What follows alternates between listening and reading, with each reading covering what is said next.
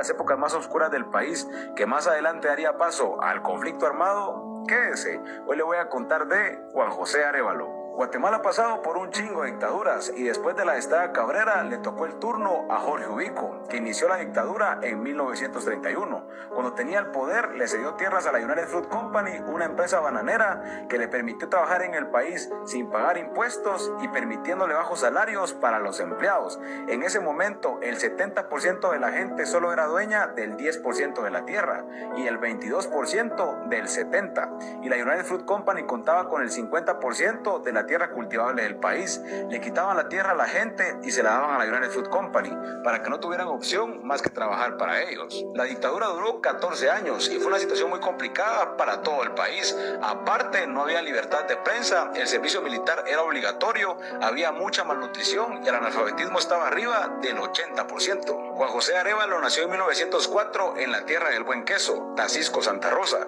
Su padre era agricultor y su madre maestra, de donde agarró el gusto por la educación. Entró a la Escuela Central para Varones, donde se graduó como maestro, y más adelante entró a la Facultad de Derecho de la Universidad de San Carlos de Guatemala, y desde joven mostró su interés por cambiar a Guatemala a través de la educación. Pero como también le gustaba escribir, a sus 21 años diseñó un método nacional para aprender simultáneamente lectura, escritura y dibujo. Era su tesis para graduarse de maestro, pero tenía tanto potencial que el Ministerio de Educación la metió al pensum nacional. Y gracias a la calidad de esta publicación pudo viajar a Europa y también ganó una beca para estudiar en Argentina. Se fue a Argentina a estudiar filosofía y ciencias de la educación, donde se graduó en 1934. Regresó a Guatemala para trabajar en el Ministerio de Educación para tratar de hacer algunos cambios, pero debido a la presión de Ubico tuvo que salir del país, regresando a Argentina. Y en el país la cosa estaba complicada. Quien protestaba contra Ubico era desvivido y en muchos casos utilizaba un arma que tenía, que era conocido como Tatadios.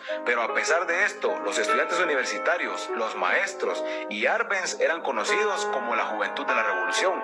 Hacían protestas contra Ubico y muchos de ellos tristemente fallecieron, incluida la maestra María Chinchilla. Esta presión hizo que Ubico renunciara al poder, pero en su lugar quedó Federico Ponce Baides, quien también era ubiquista y era seguidor de Chaplin Malo. La gente se dio cuenta que iba por el mismo camino y la población nuevamente luchó por sus derechos, principalmente la juventud, logrando lo que hoy se conoce como la Revolución del 20 de octubre de 1944. Lograron sacar a Baides y la gente ya estaba harta de las dictaduras y de la falsa democracia, y gracias a la juventud y a los militares no vendidos vieron una luz en el camino. Y gracias a la revolución se celebraron las primeras elecciones realmente democráticas, donde incluso los estudiantes y los maestros tenían partido, y el partido de los maestros, Renovación Nacional, pidió a Arévalo que fuera su presidenciable para esas elecciones. Arévalo aceptó y regresó al país. Fue recibido por la gente con los brazos abiertos y le mostraron todo el apoyo. Las elecciones se llevaron a cabo en diciembre de 1944 y Arévalo las ganó con el 85% de los votos,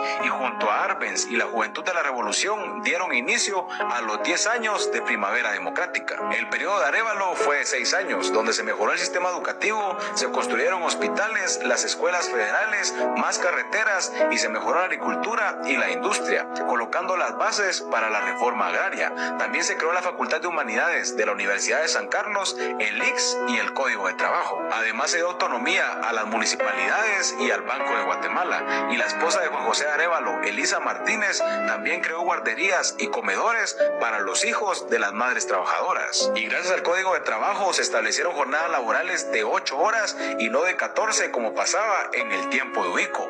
Además se establecieron vacaciones para las trabajadoras que estuvieran en gestación. También se estableció la indemnización y el salario mínimo. Y cuando terminó el periodo de Arévalo, la población eligió como presidente a Jacobo Arbenz y continuó con los 10 años de Primavera Democrática. También designó a Arévalo como embajador, quien viajó por varios países donde tuvo algunos de sus hijos. Mientras tanto, Arbenz estableció la reforma agraria, devolvió tierras a la gente y mejoró las condiciones del país. Cuando se dieron cuenta de esto, los militares vendidos como Carlos Castillo Armas y los dueños del banano le dieron golpe de estado, haciendo que se exiliara en México. México, y también Arévalo tuvo que hacer lo mismo en otros países. La ambición y la superioridad que querían tener sobre los guatemaltecos hizo que el país retrocediera y también que se formaran grupos para defender a la población que más adelante se conocerían como la guerrilla y defenderían a la población durante el conflicto armado, donde por los intereses del banano y la ambición de muchos militares y políticos guatemaltecos hizo que fallecieran alrededor de 200,000 personas